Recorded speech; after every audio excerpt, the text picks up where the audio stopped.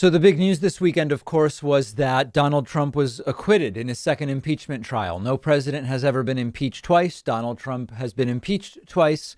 And now in both subsequent impeachment trials, remember, the House impeaches, the Senate tries. Trump has been acquitted in both trials. And to convict on impeachment, you need 2/3 vote to convict in the Senate, all 100 senators being present. That means that on Saturday, 67 Senate votes were needed, and they got only 57. That's all 50 Democrats, including newly minted Democratic Senators John Ossoff and Raphael Warnock, radical liberal Raphael Warnock, that guy, remember him? That includes the two of them, reminding us of the importance of those January 5th primaries, getting to 50, and then 7 Republicans voting to convict. Those were Richard Burr, Bill Cassidy, Susan Collins, Lisa Murkowski, Mitt Romney, Ben Sasse, and Pat Toomey. We will talk about why those 7 a little bit later.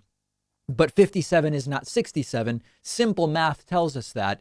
And so Donald Trump did end up acquitted. Now, not a surprise.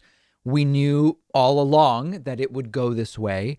But one of the really wacky things that happened is that Senate Minority Leader, no longer Majority Leader, Senate Minority Leader Mitch McConnell voted not guilty and then immediately took the floor to give a defiant and detailed speech about how Donald Trump did incite the riot and did incite the violence and the insurrection.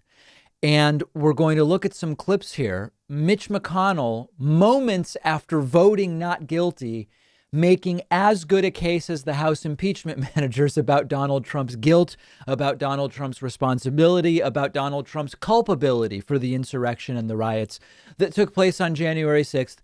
But he voted not guilty. Let's get into it. There's no question, none, that President Trump is practically and morally responsible for provoking the events of the day. No question about it. The people who stormed this building believed they were acting on the wishes and instructions of their president. And having that belief was a foreseeable consequence of the growing crescendo of false statements, conspiracy theories, and reckless hyperbole, which the defeated president kept shouting into the largest megaphone on planet Earth.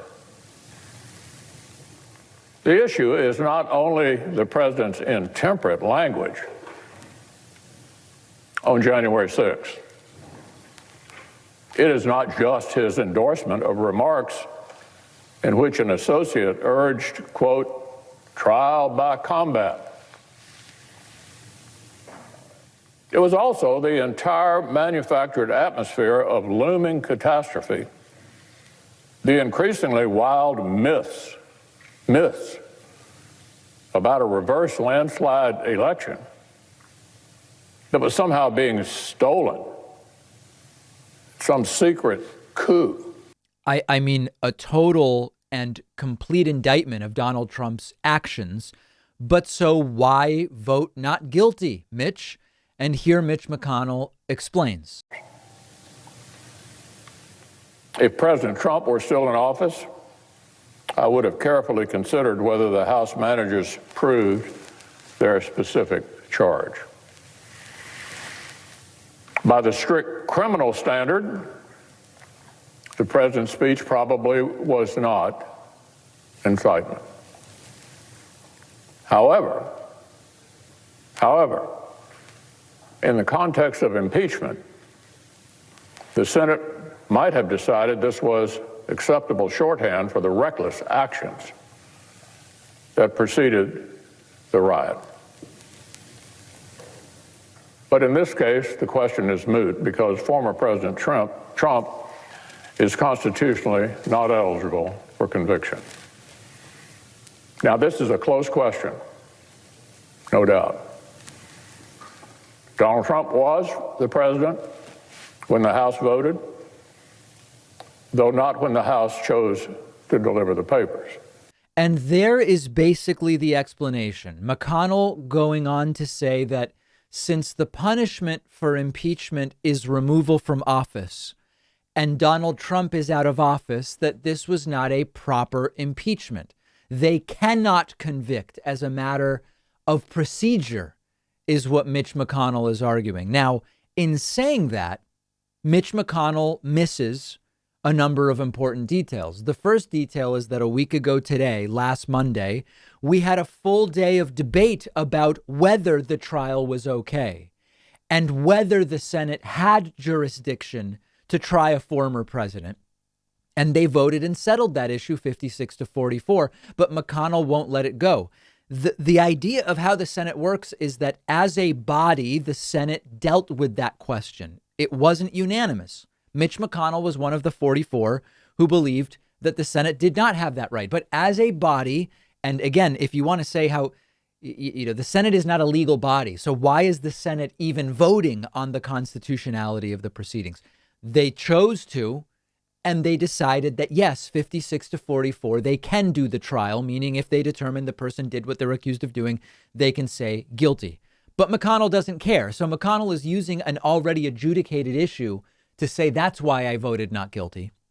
Second, it's not just removal from office that is being debated and voted on and is the punishment. It is also barring Trump from running again, a punishment which could be meted out. But Mitch McConnell chooses not to mention that and only focus on removal from office. So a truly pathetic attempt by Mitch McConnell to play both sides. He gets his not guilty vote in and appeases the Trumpists. He denounces the actions of Trump, appeasing the more sane Republicans, and on he goes, as he has been doing for year after year after year.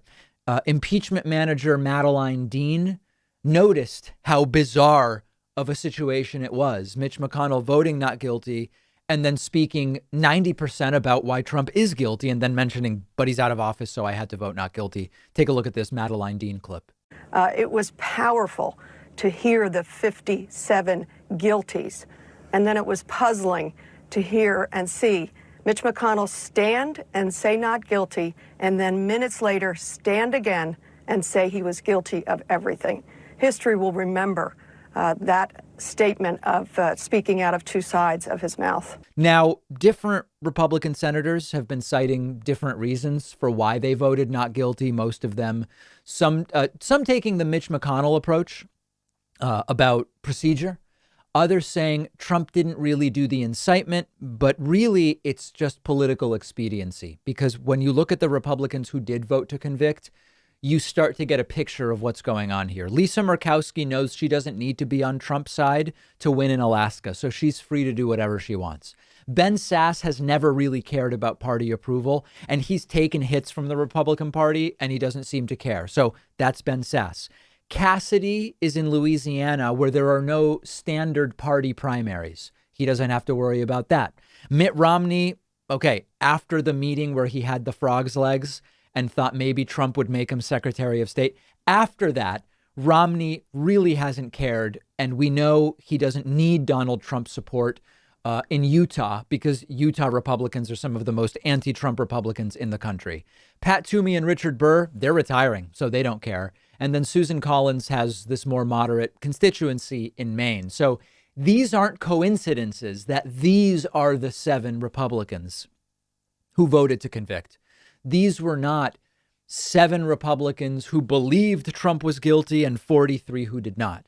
This was probably several dozen Republicans who believed Trump was guilty, 7 of whom have particular circumstances that allow them to actually vote their conscience rather than what we saw from many Republicans. And of course, you have many Republicans who genuinely believe that this was all, unnecessary and unfair and all of that. I'm guessing, well, I don't know which ones those are. I guess Ted Cruz would be one, maybe Josh Hawley, some others.